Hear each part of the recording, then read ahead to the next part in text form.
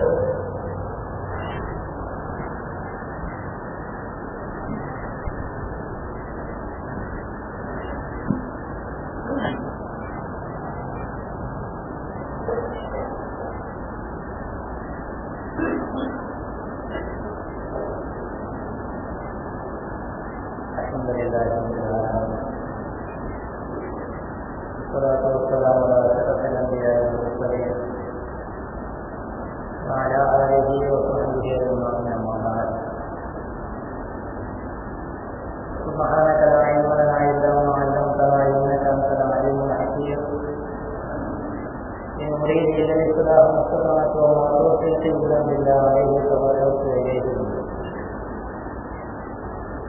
الله تعالى في كلامه القديم والفرقان المجيد: أعوذ بالله من الشيطان الرجيم. بسم الله الرحمن الرحيم.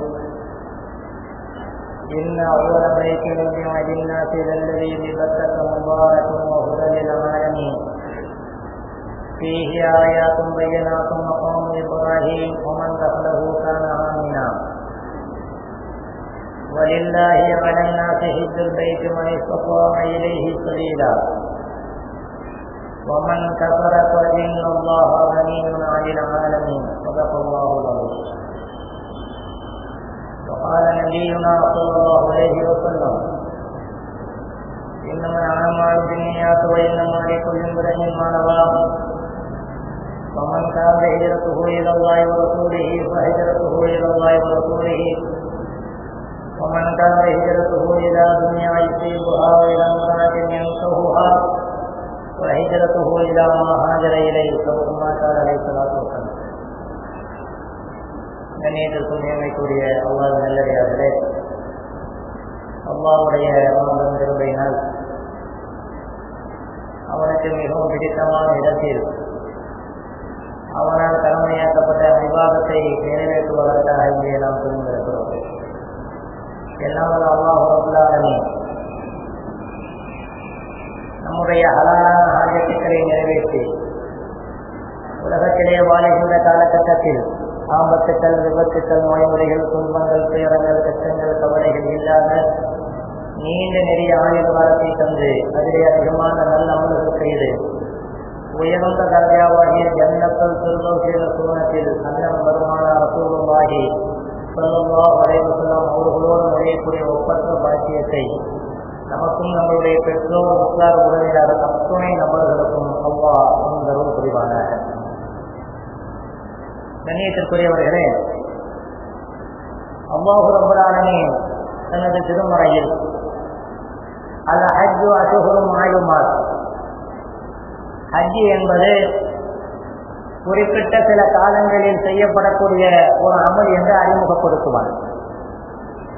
ஷவ்வால், குல்கஅதா 2 மாதங்கள், துல்ஹஜ் பிறை 10 வரை கிட்டத்தட்ட ஒரு 60-70 நாட்கள் ஹஜ்ஜுக்கென்றே மனிதர்கள் ஆயத்தமாகி இறையில்லமாம் காபத்துல்லாவை நோக்கி பயணம் செய்து அங்கே காபத்துல்லாவை தவாஃப் சுற்றி எல்லா விதமான கிரியைகளையும் செய்துவிட்டு வரக்கூடிய ஒரு உன்னதமான ஒரு காலம் என்று அல்லாஹ் ரப்பல் ஆலமீன் குர்ஆனிலே குறிப்பிடுவார்.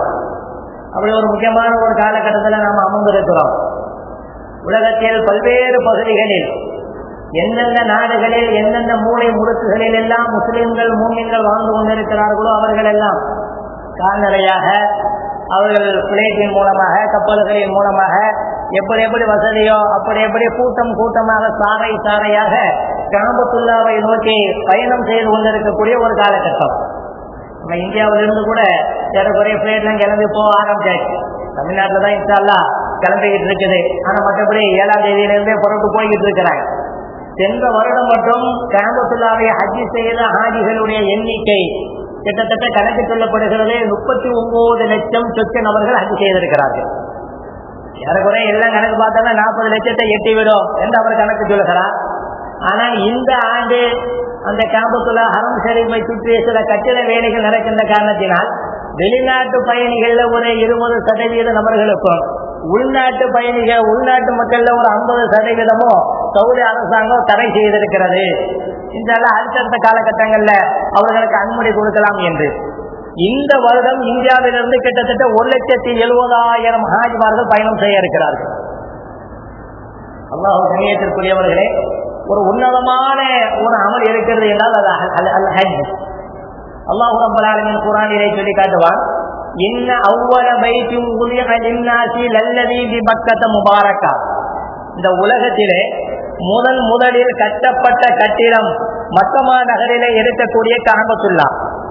சில ரிவாயத்தினுடைய அடிப்படையிலே அல்லாஹ் ரப்பல் ஆலமீன் பூமியை படைத்து பூமிக்கு மேலே மலக்குமார்களின் மூலமாக கட்டினான் என்று சில கிதாபுகளிலே பதிவு செய்யப்பட்டிருந்தாலும் கூட, வேறு சில ஹதீஸ்களுடைய ரிவாயத்தில் செய்தன ஆதம் அலைஹிஸ்ஸலாத்து வஸலாம் அவர்களை படைப்பதற்கு 2000 ஆண்டுகளுக்கு முன்னதாகவே கஅபத்துல்லாஹை அல்லாஹ் கட்டிவிட்டார் என்றும் ரிவாயத் செய்யப்பட்டிருக்கிறது. ஆதிகாலம் முதல் கியாமத் நாள் வரை ஒரு கட்டிடம் உலகத்திலே நிலைத்து நிற்கிறது என்றால் அது கஅபத்துல்லாஹ் மட்டும்தான். அதனால்தான் அல்லாஹ் சுப்ஹானஹு வ தஆலா குர்ஆனில ஒரு கட்டிடத்தை சிலாகித்து கூறுகிறான் என்று சொன்னால் அது கஅபத்துல்லாஹ் மட்டும்தான். இன்ன அவ்வல பைத்தி உதிஅ லின்னாஸி லல்லதி பிபக்கத முபாரக்கா, முபாரக் என்று சொல்லி காட்டுகிறான். குறிப்பிட்ட சில பொருள்களுக்கு மட்டும்தான் அல்லாஹ் முபாரக் என்ற வார்த்தையை பயன்படுத்துவான். பல்வேறு விதமான ஹதீஸ்களிலே பயான்களிலே நம்ம கேட்டிருக்கிறோம். ஜெய்துன் எண்ணெயை முபாரக் என்பான், லைலத்துல் கத்ர் இரவை முபாரக் என்பான். சில நேரங்களில் லைலத்தி முபாரக்கத்தின் என்பதற்கு பராத் இரவு என்று விளக்கம் கொடுப்பார்களே, ஆனால் பராத் இரவுக்கு அல்லாஹ் முபாரக் என்பான். குறிப்பிட்ட சில இடங்களுக்கு அல்லாஹ் முபாரக் என்கிறான். முபாரக் என்றால் என்ன? நம்மளுடைய கண்ணுக்கு தெரியாத அல்லாஹ்வோடு நெருங்கிய ஒரு தொடர்பு கொண்டு அல்லாஹ்வுடைய ரஹ்மத்திற்கு நேரடி சொந்தம் எதுவெல்லாம் இருக்கிறதோ அதுவெல்லாம் முபாரக். முபாரக்கும் ஹுதலில் ஆலமீன், உலக மக்கள் அத்தனை நபர்களுக்கும் நேர்வழி காட்டக்கூடிய கட்டிடம். தீஹி ஆயாத்தும் பையினாத், தெளிவான அத்தாட்சிகள் இருக்கிறது. மகாம இப்ராஹிம் இருக்கிறது என்று கிட்டத்தட்ட ஒரு 3-4 ஆயத்துக்கள் தொடராக அந்த கட்டிடத்தை பற்றி அல்லாஹ் புகழாரம் சூட்டுவார். கண்ணியத்திற்குரியவர்களே, விளக்க உரைக்கும் முஸ்லிம்கள் சொல்வார்கள், முபாரக்கின் ஏன் அல்லாஹ் ரப்பல் ஆலமீன் கஅபத்துல்லாஹை பார்த்து சொல்லுகிறான் என்றால், கொஞ்சம் யோசனை செஞ்சு பார்க்கணும். எங்கு பார்த்தாலும் பாறைகள், கற்கள், மலைகள், அந்த தண்ணீரினுடைய எந்த விதமான வழிவகைகளும் இல்லாத இடத்தில் 40 லட்சம் அல்ல கோடான கோடி மக்கள் போனாலும் கூட தண்ணீர் பஞ்சம் ஏற்படுவது கிடையாது. அதுக்கு பேர் முபாரக். அங்க புற்பூண்டுகள் கூட முளை வைக்கிறது ரொம்ப கஷ்டம். ஆனா உலகத்துல என்னென்ன பழங்கள் என்னென்ன ரகங்கள் கிடைக்கிறதோ அத்தனை ரகங்களும் கஅபத்துல்லாஹ்ல கிடைக்கும். அதுக்கு பேரு பரக்கத். தண்ணீர் வசதி, ரிஸ்க் வசதி, பழங்கள் வசதி, இட வசதி, ஒரு மனிதன் தங்குவதற்கு வாழ்வதற்கு என்னென்ன தேவையோ எல்லாம் நம்மளுடைய பார்வைக்கு தெரியாது. ஆனால் அல்லாஹ் கொடுத்து கொண்டே இருக்கிறார். ஏனென்றால் கஅபத்துல்லாஹ் முபாரக். முபாரக ஹுதலில் ஆலமீன் ஃபீஹி ஆயாத்தும் பையினாத், தெளிவான பல்வேறு விதமான அத்தாட்சிகள் இருப்பதாக அல்லாஹ் ரப்பல் ஆலமீன் சொல்லி காட்டுகிறார். அல்லாஹ் ரப்பல் ஆலமீன் அந்த ஹஜ்ஜுடைய பாக்கியத்தை நம்ம ஊர்ல இருந்து பல்வேறு பகுதிகளில் வாழக்கூடிய முஸ்லிம்களுக்கு தொடராக அல்லாஹ் கொடுத்து கொண்டிருக்கிறார். இந்த வருஷம் கூட ஹாஜிகள் இன்ஷா அல்லாஹ் புறப்படுவதற்கு தயாராகி கொண்டிருக்கிறார்கள். கண்ணியத்திற்குரியவர்களே, பொதுவாக இபாதத்தை பொறுத்தவரை ஒருவர் தன்னிடத்துல பண வசதி இருக்கிறது என்பதனாலோ அல்லது பதவி இருக்கிறது என்பதனாலோ அல்லது உடல் ஆரோக்கியம் இருக்கிறது என்பதனாலோ இபாதத்தை செய்வது கிடையாது. அல்லாஹ்வுடைய நாட்டம் இருந்தால் இபாதத்தை செய்யக்கூடிய பாக்கியம் கிடைக்கும். உலகத்தினுடைய வரலாற்றை நம்ம கொஞ்சம் ஆய்வு செய்து பார்ப்போமையானால், பெண்ணும் பெரும் கோடீஸ்வரராக உலகத்திலே உலா வந்து கொண்டிருக்கிறார்கள். ஆனால் இதுவரை ஒரு ஹஜ் கூட செய்ததில்லை. இந்தியாவை 800 ஆண்டு காலங்கள் அதாவது ஆட்சி செய்த முகலாயர்களுடைய வரலாற்றிலே யாருமே ஹஜ் செய்ததாக நம்ம வரலாற்றிலே படிக்க முடியாது. ஏதோ 1-2 பேர் ஹஜ் செய்வதற்கு முயற்சி செய்திருக்கிறார்கள். அதுவும் கூட கடைசியில் ஃபெயிலியராக இருக்கு என்று அவர்கள் குறிப்பிடுகிறார்கள். பெரிய ஆட்சி அதிகாரி அரசராக இருந்தவருக்கு கூட அல்லாஹ் அந்த அதிகாரத்தை அந்த தௌஃபீக்கை கொடுக்கவில்லை. அதனால்தான் ரசூலுல்லாஹி ஸல்லல்லாஹு அலைஹி வஸல்லம் சொல்வார்கள், அத்வாஉ முகுல இபாதா, துஆ தான் எல்லா இபாதத்துகளுக்கும் அடிப்படை. 2 விதமான துஆக்களை ரசூலுல்லாஹ் கற்றுத் தருகிறார்கள். ஒன்று, இபாதத்து செய்வதற்கு முன்னால் யா அல்லாஹ் இந்த இபாதத்தை செய்யக்கூடிய பாக்கியத்தை கொடு என்று துஆ. அது முதலாவது. எல்லா இபாதத்துகளுக்கும் அந்த துஆவை ஓத வேண்டும். யா அல்லாஹ் சொல்லக்கூடிய பாக்கியத்தை கொடு. ரப்பி ஜஅல்னி முகீமஸ் ஸலாத்தி வ மின் துர்ரிய்யத்தி ரப்பனா வ தகப்பல் துஆ. நபிமார்கள் துஆ ஓதுவார்கள் அல்லவா? யா அல்லாஹ் எனக்கும் என்னுடைய குழந்தைகளுக்கும் தொழுகையை நிலைநாட்டக்கூடிய பாக்கியத்தை கொடு என்று துஆ ஓதுவார்கள். தொழக்கூடிய பாக்கியத்தை கொடு துஆ செய்திருக்கிறார்கள். சதக்கா செய்யக்கூடிய பாக்கியத்தை கூட துஆ செய்திருக்கிறார்கள். ஜகாத் கொடுக்கக்கூடிய பாக்கியத்தை கூட துஆ செய்திருக்கிறார்கள். அல்லாஹும்ம ர்ஸுக்னா ஹஜ்ஜ பைத்திக்கல் ஹரம் என்ற துஆவை செய்திருக்கிறார்கள். எல்லா இபாதத்துகளுக்கும் அடிப்படை துஆ. இபாதத்து செய்வதற்கு முன்னால் அல்லாஹ் இப்படி துஆ செய்யணும், யா அல்லாஹ் இந்த இபாதத்தை செய்யக்கூடிய பாக்கியத்தை கொடு. அல்லாஹ் ரப்பல் ஆலமீன் திரும்பவும் ஹஜ் செய்யக்கூடிய பாக்கியத்தை நம் அனைவருக்கும் அல்லாஹ் ரப்பல் ஆலமீன் தந்தருள் புரிவானாக. காபத்துல்லாவுல ஹஜ் பண்ண அன்னைக்கு கிட்டத்தட்ட ஆயிரக்கணக்கான லட்சக்கணக்கான ஆடுகள் அறுக்கப்படுகிறது. அந்த ஆடுகள் எல்லாம் பல நாடுகளிலிருந்து இறக்குமதி ஆகிறது. யமன் தேசத்திலிருந்து ஜித்தா வரை ஆடுகளை கொண்டு வருகிறார்கள். கிட்டத்தட்ட 2000 கிலோமீட்டருக்கும் அப்பால் தூரம், 2000 கிலோமீட்டருக்கு அப்பால் தூரத்திலிருந்து நூற்றுக்கணக்கான ஆயிரக்கணக்கான ஆடுகளை கொண்டு வருகிறார்கள். அங்கே ஜித்தாவிலே விற்கிறார்கள். லட்சக்கணக்கில் அல்ல கோடிக்கணக்கிலே சம்பாதிக்கிறார்கள். திரும்பி சென்று விடுகிறார்கள். ஒருவர் சொல்கிறார், நான் இந்த வியாபாரத்திலே 22 ஆண்டுகளாக நான் ஈடுபட்டுக் கொண்டிருக்கிறேன். வருடம் யமனிலிருந்து ஜித்தாவுக்கு வருவேன், ஆனா இதுவரை ஹஜ் செஞ்சதில்லை. 22 ஆண்டுகளாக வருகிறார். அல்லாஹ் ரப்பல் ஆலமீன் தௌஃபீக் கொடுக்கவில்லை. ரசூலுல்லாஹ் இப்படி துஆ செய்வார்கள், அல்லாஹும்ம வஃபிக்னா லிமா துஹிப்பு வ தர்லா. யா அல்லாஹ், உலகத்திலே எதையெல்லாம் நீ பொருந்திக் கொள்கிறாயோ, எதையெல்லாம் நீ பிரியப்படுகிறாயோ அந்த சாலிகான அமல்கள் செய்யக்கூடிய தௌஃபீக்கை தருவாயாக. ரசூலுல்லாஹ் துஆ செய்வார்கள். ஒரு ஹஜ் செஞ்சு தன்னுடைய கிரியையெல்லாம் செஞ்சுக்கிட்டே இருக்கும்போது ஒரு கார் டிரைவர் அந்த கார்ல போய்கிட்டே இருக்கும்போது டிரைவர்கிட்ட கேட்டாங்களா, நீங்க எவ்வளவு நாளா இங்க டிரைவரா வேலை பார்த்துறீங்க? நான் ஒரு 15 வருஷமா வேலை பார்க்கறாரு. ஹஜ் செஞ்சிருக்கிறீரா? செய்யல அப்படிங்கிறார். அந்த காபத்துல்லாவை கார்லயே தவாப் சுத்துறாரு, ஆனா இறங்கி இஹ்ராமோட தவாப் சுத்துறாரு. அல்லாஹ்வுடைய பாக்கியம் வந்து மட்டும் முதலாவது கேட்க வேண்டிய துஆ, யா அல்லாஹ் இபாதத் செய்யக்கூடிய பாக்கியத்தை கொடு. இரண்டாவது கேட்கக்கூடிய துஆ, இந்த செய்த இபாதத்தை யா அல்லாஹ் நீ ஏற்றுக்கொள். அதுல ஏதாவது ஓரிரு குறைகள் ஏற்பட்டிருக்குமையானால் அதனை நிறையாக்கி அதற்குண்டான முழுமையான சவாபை குறை.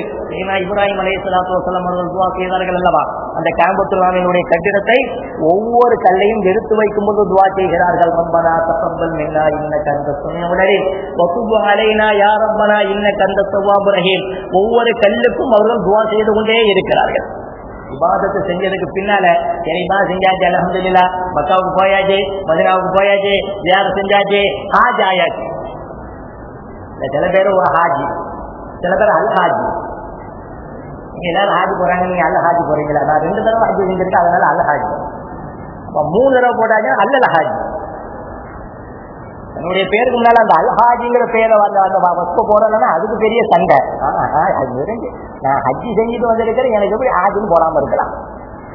கண்ணியத்திற்குரியவர்களே, ரசூலுல்லாஹி ஸல்லல்லாஹு அலைஹி வஸல்லம் கற்றுத் தருகிறார்கள், இபாதத்து செய்ததற்கு பின்னால் மூமின்களிடத்திலே வர வேண்டிய கவலை, நம்மளுடைய அமல்கள் அனைத்தும் அல்லாஹ்விடத்திலே அங்கீகரிக்கப்பட்டு விட்டதா என்று துஆ செய்ய வேண்டும். அதனால்தான் குர்ஆன் ஓதி முடிஞ்சதுக்கு பின்னால அந்த சதக்கல்லா ஓதுவார்கள் அல்லவா, அந்த சதக்கல்லாவுல எழுதப்பட்டிருக்கிறது, மின் ஹத்தயின் அவ் நிஸ்யானின் அவ் தஹரீஃபி கலிமத்தின் அவ் மவாதிஹா அவ் தக்தீமின் அவ் தஹீரின்.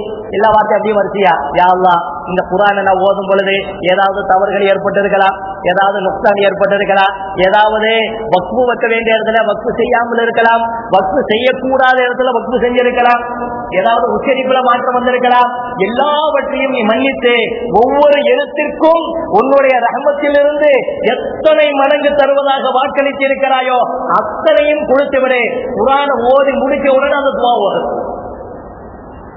பொதுவாக இபாதத்து முடிஞ்சவனே இந்த துஆ ஓத, ரப்பனா தகப்பல் மின்னா இன்னக அன்தஸ் ஸமீஉல் அலீம் வ துப் அலைனா யா ரப்பனா இன்னக அன்தத் தவ்வாபுர் ரஹீம். இந்த துஆவை ஓதுவோமேயானால் கண்ணியத்திற்குரியவர்களே, நம்மளுடைய இபாதத்திலே ஏதாவது குறைகள் ஏற்பட்டிருந்தாலும் கூட அல்லாஹ் ரப்பல் ஆலமீன் அதனை முழுமையாக ஏற்றுக்கொள்வார். ஆக நம்மளுடைய இஷ்ட பிரகாரம் பொருளாதாரத்தின் அடிப்படையில் உலகத்தில் எதுவுமே நடப்பது கிடையாது. ஸாலிக ஃபதுலுல்லாஹி யுஸீ மய்யஷா. அல்லாஹ் யாரை நாடுகிறானோ, அதுவும் யாரை பிரியப்படுகிறானோ அவர்களுக்கு அல்லாஹ் தன்னுடைய இல்லத்திற்கு அழைக்கிறான். அழைத்து அவர்களை கண்ணியப்படுத்தி திரும்பவும் அனுப்பி வைக்கிறான். அந்த ஆவல் எல்லாத்துக்குமே இருக்கு. யாருக்கும் ஹஜ் செய்யக்கூடாதுங்கிற எண்ணமே கிடையாது. எல்லாத்துக்கும் ஹஜ் செய்ய வேண்டும் என்ற ஆசை இருக்கிறது. ஒரு தடவை ஹஜ் போயாச்சு, ஹஜ்ஜுக்கு போயாச்சான உங்களுடைய ஆசை நிறைவடைந்து விட்டதா? இல்லாதது இப்பதான் அதிகரிச்சிருக்கிறது. 2வது ஹஜ் செஞ்சாரு, என்ன ஆசை நிறைவடைந்துட்டா? இல்லாதது இன்னும் கொஞ்சம் இன்னும் என்று பார்க்க பார்க்க மேலும் மேலும் அந்த ஆசையை கூட்டக்கூடிய ஒரு கட்டளை இருக்கிறது என்ற உலகத்திலே அது காபத்துல்லா மட்டும்தான். சொல்வார்கள் அல்லவா, காபத்துல்லாவை பார்க்கக்கூடிய, அதாவது கல்மனம் கொண்ட இறுகிய மனம் படைத்தவர் கூட காபத்துல்லாவை பார்த்தால் தன்னுடைய தாயை பார்த்து தேம்பி தேம்பி அழக்கூடிய குழந்தையாக மாறிவிடுவார் என்று சொல்வார்கள். காபத்துல்லாவை பார்த்த உடனே தேம்பி தேம்பி அழ ஆரம்பித்து விடுகிறார்கள். அப்படி அல்லாஹ் சுப்ஹானஹு வ தஆலா அந்த கட்டடத்துக்கு ஒரு தனி பவரை கொடுத்திருக்கிறார். எல்லாமே அத்தாட்சிகள் தான். அதனுடைய தொடர் அல்லாஹ் தஆலா சொல்றார், வலில்லாஹி அலன்னாஸி ஹஜ்ஜுல் பைத்தி மன் இஸ்தத்வா இலைஹி சபீலா வமன் கஃபர ஃபஇன்னல்லாஹ கனிய்யுன் அனில் ஆலமீன். வலில்லாஹி அலன்னாஸி ஹஜ்ஜுல் பைத், லில்லாஹ் என்ற வார்த்தையை அல்லாஹ் முதலாவதாக போடுகிறான். எந்த இபாதத்துக்கும் இப்படி அல்லாஹ் தன்னை முற்படுத்தி மனிதர்களை பிற்படுத்தி அல்லாஹ் கடமையாக்குற மாதிரி எனக்கு தெரியல. ஆனா ஹஜ்ஜுக்கு சொல்லி இருக்கிறா, வலில்லாஹ், இந்த இபாதத்தை அல்லாஹ்விற்காக வேண்டி மட்டும்தான் செய்ய வேண்டும். சில கிதாபுகளை பதிவு செஞ்சிருக்கிறாங்க. கியாமத் நாளுடைய அடையாளங்கள் ஒண்ணு, அதாவது உலக அழிவுக்கு நெருக்கமான காலகட்டத்துல சில நபர்கள் ஏழைகள் ஹஜ்ஜி செய்வார்கள். ஹஜ்ஜிக்கு போயாச்சுன்னா நல்லா சம்பாதிக்கலாம், அதுல நிறைய வாய்ப்புகள் இருக்கு. சம்பாதிக்க வேண்டும் எண்ணத்தோடு ஹஜ்ஜி செய்யக்கூடிய ஏழைகள் உண்டு. பணக்காரர்களா இருப்பார்களே, ஆனால் அப்படியே மனைவி மக்களை கூட்டிட்டு போய் அப்படியே ஒரு டூரு, ஒரே டென்ஷன் வியாபார டென்ஷன், பிசினஸ் டென்ஷன், ஒரு 40 நாள் அப்படியே போயிட்டோம்னா கொஞ்சம் ராகத்து கிடைக்கும், ஒரு இத்திமினான் கிடைக்கும், அப்படியே டூர் எல்லாத்தையும் சுற்றி பார்த்த மாதிரி இருக்கும் என்று அதனை ஒரு சுற்றுலா ஸ்தலமாக ஆக்கிக் கொள்வார்கள். இது கியாமத்தினுடைய ஒரு அடையாளம். லில்லா என்பது அடிபட்டு போய்விடும் கியாமத் நாளுடைய அடையாளம். அதனால அல்லாஹ் தஆலா சொல்றார், வலில்லாஹி அலன்னாஸி ஹஜ்ஜுல் பைத்தி மன் இஸ்தத்வா இலைஹி சபீலா. அல்லாஹ்விற்காக வேண்டியே இந்த ஹஜ்ஜுடைய கடமை மனிதர்களுக்கு கடமையாக்கப்பட்டிருக்கிறது. மன் இஸ்தத்வா இலைஹி சபீலா, யார் பொருளாதார வசதி உடல் ஆரோக்கியம் எல்லாம் பற்றி பெற்றிருக்கிறார்களோ அவர்கள் கண்டிப்பாக செய்யணும். சொல்லிட்டு அல்லாஹ் அடுத்த ஆயத்துல சொல்றான், வமன் கஃபர, யார் காஃபிராகி விட்டாரோ, ஹஜ்ஜி செய்யலையோன்னு சொல்லல, அப்படித்தான் சொல்லணும். ஹஜ்ஜி செய்வது கட்டாய கடமைன்னு சொல்லிட்டு யார் அப்படி ஹஜ்ஜி செய்யலையோ அல்லாஹ் உலகத்தார்களை விட்டு தேவையற்றவன். நீ ஹஜ்ஜி செய்யாததுனால எனக்கு ஒண்ணும் குறைஞ்சு போறது கிடையாது, நீ ஹஜ்ஜி செஞ்சதுனால எனக்கு ஒரு பெரிய நிறைவு ஏற்பட்டு போவதும் கிடையாது அப்படின்னு சொல்லணும். வமல்லம் யஹுஜ்ஜ, யார் ஹஜ்ஜி செய்யலையோ இன்னல்லாஹ் கனியுன் அனில் ஆலமீன் அப்படின்னு சொல்ல அல்லாஹ். ஆனா அல்லாஹ் சொல்லி காட்டுகிறான், வமன் கஃபர, யாரு ஹஜ்ஜி செய்யலன்னு சொல்லல, யார் காபிராகி விட்டாரோ அப்படின்னா என்ன அர்த்தம்? முஃபஸ்ஸிரீன்கள் பல்வேறு விதமான விளக்கங்களை தருகிறார்கள். ஒன்று, வமன் கஃபர என்றால் நிராகரித்து விட்டார், எனக்கெல்லாம் ஹஜ்ஜி கடமை இல்லை என்று, பொருளாதார வசதி இருந்தும் கூட யார் எனக்கு ஹஜ்ஜி கடமை இல்லை என்று ஹஜ்ஜினுடைய பர்மியத்தை மறுக்கிறாரோ அவர் காஃபிர். பொதுவா எது கடமையோ கடமையை மறுத்தா காஃபிர் அப்படி சில பேர் சொல்றாங்க. சில பேர் சில இமாம்கள் தப்சீரிலே குறிப்பிடுகிறார்கள், வசதி வாய்ப்பு இருந்து அவரு, அதாவது எந்த விதமான சங்கடமும் இல்லாம எந்த விதமான தடைகளும் இல்லாம அவர் ஹஜ்ஜி செய்யாமல் இருந்தாலே அது குஃப்ருதான். ஏன்னா ஒரு ஹதீஸ்ல வருது, அண்ணலம் பெருமானார் ரசூலுல்லாஹி ஸல்லல்லாஹு அலைஹி வஸல்லம் அவர்கள் குறிப்பிடுவார்கள், எந்த ஒரு மனிதர் வசதி வாய்ப்பை பெற்று அவர் ஹஜ்ஜி செய்யாமல் இருக்கிறாரோ, அவர் ஒரு யூதராக மௌத்தா போகட்டும் அல்லது ஒரு நஸ்ரானியாக மௌத்தா போகட்டும், அதை பத்தி நான் கவலைப்பட மாட்டேன்னு சொல்லுவாங்க. யோசனை பண்ணி பாருங்க, 40 வயதிலே நுபுவத்து கொடுக்கப்பட்டது, 63 வயது வரை கிட்டத்தட்ட 23 ஆண்டு காலங்கள் தங்களுடைய உலக வாழ்க்கை அத்தனையும் இந்த உம்மத்தினர்கள் எல்லாரும் சொர்க்கத்துக்கு போக வேண்டும் என்பதற்காகவே தியாகம் செய்தவர் ரசூலுல்லாஹி ஸல்லல்லாஹு அலைஹி வஸல்லம். பூஜைகள் கூட ஈமான் கொள்ளாம மூத்தா போனதுக்கு ரசூலுல்லாஹ் வருத்தப்பட்டார்கள் என்று ஹதீஸ். அதாவது அபூ தாலிப் ஈமான் இல்லாமல் மூத்தா போனதற்காக வேண்டி அழுதார்கள் என்று வரலாறு. சில நேரங்களில் அதாவது இஸ்லாத்தோடு தன்னை ஓரளவுக்கு இணைந்து கொண்ட அபூ சுஃபியானுக்காக ரசூலுல்லாஹ் துஆ செய்திருக்கிறார்கள். அல்லாஹும்ம லா தன்ஸா அபூ சுஃபியான், யா அல்லாஹ் அபூ சுஃபியானை மறந்து விடாதே என்று துஆ செய்தார்கள். அவருடைய துஆவின் பரக்கத்தினால் அபூ சுஃபியான் ரலியல்லாஹு தஆலா அவர்களுக்கு அல்லாஹ் ஈமானுடைய பாக்கியத்தை கொடுத்தான் என்பது ஹதீஸ்.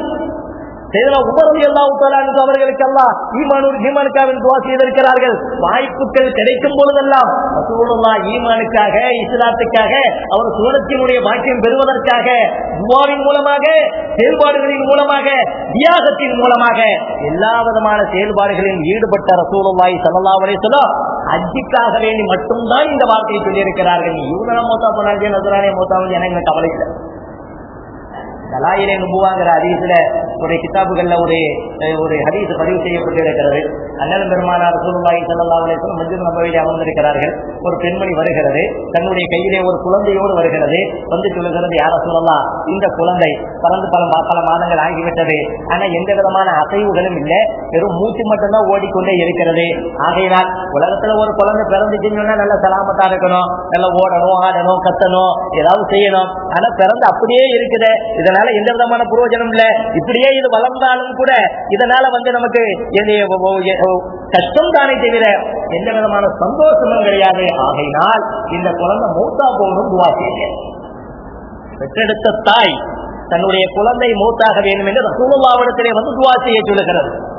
அண்ணலம் பெருமானார் ரசூலுல்லாஹி ஸல்லல்லாஹு அலைஹி வஸல்லம் பார்க்கிறார்கள், சொல்லுகிறார்கள், நாளைக்கு இந்த குழந்தையினுடைய நிலைமை என்னங்கிறத முடிவு பண்ணுவதற்கு நீயா? சில பேர் இதை சொல்லுவாங்களே, இல்லவா, வயிற்றுல வளரக்கூடிய குழந்தை ஒரு 7 மாதம் 8 மாசத்துல வளர்ச்சி இல்லை, அது இல்லை, இது இல்லை, கலைச்சிடலாமா என்று சொல்வார்கள் அல்லவா. நாளை என்ன நடக்கும், பிறந்தவுடன் என்ன நடக்கும், இந்த குழந்தையினுடைய வருங்காலம் என்ன, யாருக்கு தெரியும்? அல்லாஹ் ரப்பல் ஆலமீனை தவிர வேறு யாருக்கும் தெரியாது. ரசூலுல்லாஹ் சொல்கிறார்கள், இந்த குழந்தையினால் எந்த விதமான பாயிதாவும் பிரயோஜனமும் இல்லை என்று முடிவு செய்வதற்கு நீயா? நான் துஆ செய்கிறேன், இந்த குழந்தை நல்லபடியா வளரும். அண்ணலம் பெருமானார் ரசூலுல்லாஹி ஸல்லல்லாஹு அலைஹி வஸல்லம் துஆ செய்தார்கள். அந்த குழந்தை நல்ல ஆரோக்கியத்தோடு வளர்ந்தது, ஒரு ரசூலுல்லாஹிக்கு ஈமான் கொண்டது, சஹாபியத்தினுடைய அந்தஸ்தை பெற்றது, எருமூக்கு என்ற யுத்தத்திலே ஷஹீதாக்கப்பட்டது, நேரடியாக சோனத்திற்கு தகுதியானது என்பது வரலாறு. தன்னுடைய உம்மத்துல யாருமே நரகத்துக்கு போகக்கூடாது, ஈமான் இல்லாம மௌத்தா போகக்கூடாதுங்கிறதுக்காக வேண்டி யாரும் செய்ய ரசூலுல்லாஹி ஸல்லல்லாஹு அலைஹி வஸல்லம் ஒரு கடுமையான வார்த்தையை பயன்படுத்தி இருக்கிறார்கள் என்றால் அது ஹஜ்ஜுக்கு தான். ஏன்னா அந்த நிலைக்கு ஒரு உன்னதமான இடம் காபத்துல்லாஹ். அதாவது ரசூலுல்லாஹி ஸல்லல்லாஹு அலைஹி வஸல்லம் அவர்கள் சொல்வார்கள், நீங்க ஹாஜிமார்களை பார்த்து சொல்வார்கள், நீங்க செல்லக்கூடிய இடம் சாதாரண இடம் கிடையாது, ரொம்ப உன்னதமான இடம். இந்த பூமியினுடைய மேற்பரப்பிலே முழுமையான கண்ணியத்திற்கும் அல்லாஹ்வுடைய நேரடி பார்வைக்கும் சொந்தமான இடம் காபத்துல்லாஹ். ஆகையினால் யாரு ஹஜ்ஜி செய்ய வேண்டும் என்று நாடி வீட்டிலிருந்து புறப்பட்டு போறாங்களோ, இஹ்ராம் கட்டிய உடனே உங்களுடைய பார்வை, பேச்சு, செயல்பாடுகள் அனைத்தும் ரொம்ப கண்ணியமா இருக்கும். பார்வை கூட ஒழுங்கீனமாக இருக்கக்கூடாது. அதனாலதான் அல்லாஹ் சொல்லுகிறாங்க, காபத்துல்லாஹ் வெறுமனையா வெட்டியா இருக்கிறியா, ஒண்ணுமே வேலை இல்லாம இருக்கிறியா, பேசாம காபத்துல்லாஹ் முன்னால போய் எல்லாரும் உட்காரு, காபத்துல்லாஹ் பார்த்துக்கிட்டே இருக்கும், 20 நன்மை நான் தரேன். அங்க போய் உட்கார்ந்துக்கிட்டு நான் அதை பார்க்கவா இதை பார்க்கவா, அப்படி கொஞ்சம் நேரம் ரெஸ்டா இருக்குது அப்படின்னு சுற்றுலா அப்படி சுற்றி பார்க்கவா, அந்த வேலையெல்லாம் வேற தேவையே இல்லை. காபத்துல்லாஹ் முன்னால போய் உட்கார்ந்து ஒண்ணுமே செய்ய வேண்டாம், காபத்துல்லாவை பார்த்து கொண்டே இரு, உனக்கு 20 நன்மை. தவாப் சுத்துகிறாயா 60 நன்மை, நபிலான வணக்கங்களில் ஈடுபடுகிறாயா 40 நன்மை. நம்மளுடைய பார்வையில் கூட ஹரம் ஷரீஃபுக்கு போயாச்சு வீணான பார்வை இருக்கக்கூடாது. சாதாரணமாக நம்மளுடைய ஊர்கள்ல அதாவது ஒரு நன்மை செய்தால் ஒரு நன்மை என்றால் அங்கே சென்றால் 1,00,000 மடங்கு நன்மை கிடைக்கிறது. அதே போன்றுதான் இங்கே ஒரு பாவம் செய்தால் ஒரு பாவம் என்றால் அதே பாவத்தை நீங்க அங்க போய் செய்வீர்களேயானால் அதே போன்று 10 மடங்கு பாவங்கள் எழுதப்படும். சமீபத்துல டிராவல்ஸ்ல போன ஒரு ஆளு ஒரு புத்தகத்துல எழுதியிருக்கிறாரு, நாங்க டிராவல்ஸ்ல போனோம், போய் ஒரு இடத்துல உட்கார்ந்து சாப்பிடுவதற்காக உட்கார்ந்து இருந்தோம். அப்போ ஒரு ஹாஜியாரு பக்கத்துல ஒரு சீட்டு போட்டு சாப்பிட்டுக்கிட்டு இருக்காரு. வந்த ஒரு ஹாஜியார் சொன்னாரா, அந்த சீட்டு போட்டுருக்கிறீங்கன்னா இங்க உட்காரவா? இல்ல, நான் ஒரு ஆளுக்காக இடம் பிடிச்சி வச்சிருக்கிறேன். இடம் பிடிச்சி வச்சா என்னங்க, வந்த ஒண்ணு நான் எந்திரிக்கிறேன், நான் உட்காந்து உட்கார இடம் இல்லை, நான் உட்காந்து சாப்பிடுவேன். அதெல்லாம் இல்ல, அவர் வராரு. இல்லை, நீங்க அப்படின்ற ஒரு வார்த்தை சொன்ன உடனே அவருக்கு தள்ளுண்டு பிரஷர் ஏறி போய் திட்ட ஆரம்பிச்சா, சுபஹானல்லாஹ் 10 நிமிஷம் கண்ணாபிடான்னு ஒரே திட்டு. அங்க போன ஹாஜிகள் அத்தனை பேரும் அதிர்ச்சி ஆகிவிட்டார்கள். என்ன ஹஜ்ஜி செய்யறதுக்காக யாரும் உடையெல்லாம் கட்டிக்கிட்டீங்க உட்கார்ந்து. அண்ணலும் பெருமானார் ரசூலுல்லாஹி ஸல்லல்லாஹு அலைஹி சொல்வார்கள், வலம் எருப்புத்து வலம் எஃப்துத்து ரஜஅக்க யௌமின் வலதத்துஹு உம்முஹு. நாவிலிருந்து வரக்கூடிய வார்த்தை இங்கீதமாக வரணும். அப்படி இங்கீதத்தோடு நல்ல வார்த்தைகளோடு பேசி யார் ஹஜ்ஜி செய்து விட்டு திரும்பி வருகிறாரோ அவர் அன்று பிறந்த பாலானாக திரும்புறாரு ரசூலுல்லாஹி ஸல்லல்லாஹு அலைஹி வஸல்லம் சொல்லியிருக்க. இவர் இவ்வளோ திட்டுறாரு, அதிர்ச்சியிலே நாங்கள் வந்தோம். எங்க சமாதானப்படுத்த போயாச்சுன்னா நம்மளையும் சேர்த்து திட்டிடுவாரோ, நாங்கள் பேசாம உட்காந்துட்டோன்னு இல்லை. அப்துல்லா இப்னு உமர் ரலியல்லாஹு தஆலா அன்ஹு ஹரம் ஷரீஃபுக்கு வெளியிலே ஒரு கூடாரம் அமைத்திருந்தார்கள். அவர்கள் எல்லா விதமான இபாதத்துக்களையும் செய்துவிட்டு தன்னுடைய ஊழியர்களுக்கு ஏதாவது ஒரு கட்டளை இருவதாக இருந்தால் கூட காபத்துல்லாஹ் வெளியே போயிடுவாங்களா. ஏதாவது ஒரு கட்டளை, தண்ணி எடுத்து வையே அல்லது இந்த ஏற்பாடு செய்ய, இது சாதாரண வார்த்தை, இது சாதாரணமாக சொல்லப்படுகிற வார்த்தை தான்.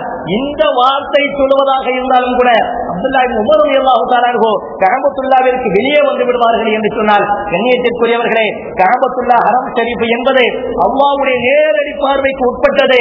நம்மளுடைய செயல்பாடுகள், நம்மளுடைய எண்ணங்கள் அனைத்தும் அல்லாஹ்விற்கு மிக மிக பொருத்தமானதாக இருக்குமேயானால் திரும்புகின்ற பொழுது அன்று பிறந்த பாலகனை போடு நாம் திரும்பலாம். அபூ ஹனீஃபா ரஹ்மத்துல்லாஹி அலைஹி கிட்டத்தட்ட கஅபத்துல்லாஹ்விலே 11 நாட்கள் தங்கினார்கள். 11 நாட்களும் அவர்கள் மலம் ஜலம் கிடைத்ததில்லை என்று வருகிறார். அதுக்கு தக்கவாறு அவங்க சாப்பிட்டுக்கிட்டு குடிச்சுக்கிட்டு இருந்தார்கள் என்றால் சொல்வார்கள், அண்ணலம் பெருமானார் ரசூலுல்லாஹி ஸல்லல்லாஹு அலைஹி வஸல்லம் அவர்கள் வாழ்ந்த பொன்னான பூமி அல்லவா, சஹாபாக்களுடைய பாதங்கள் பட்ட பூமி அல்லவா, அந்த கஅபத்துல்லாஹ்வின் அந்த மத்தாஃபிலே மட்டும் நூற்றுக்கணக்கான நபிமார்கள் அடங்கியிருக்கக்கூடிய புண்ணியமான பூமி அல்லவா, இந்த பூமியில எப்படி நான் அசிங்கம் செய்வது, ஆகையினால் நான் மலம் ஜலத்தை அடைத்து வைத்திருக்கிறேன். 11 நாட்களில் அவர்கள் அங்கிருந்து புறப்பட்டு சென்று விட்டார்கள் என்று அவர்களுடைய வரலாற்றிலே பதிவு செய்யப்பட்டிருக்கிறது. மாமனா மாலிக் ரஹ்மத்துல்லாஹி செருப்பு போட்டு நடக்க மாட்டாங்களாம்.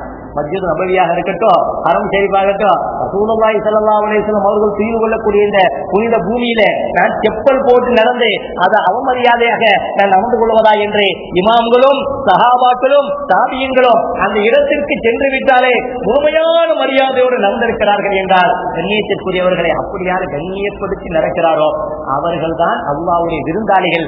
அல்லாஹ் அவர்களை கண்ணியப்படுத்தி இருப்பி அனுப்புகிறார்.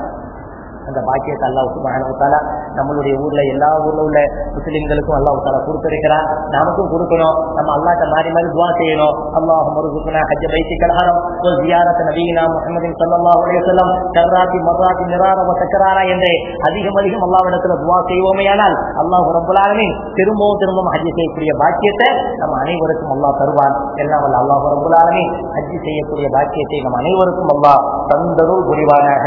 வாஹிர் தஅவானா அனில் ஹம்துலில்லாஹி ரப்பில் ஆலமீன். அஸ்ஸலாமு அலைக்கும் வ ரஹ்மத்துல்லாஹி வ பரகாத்துஹு.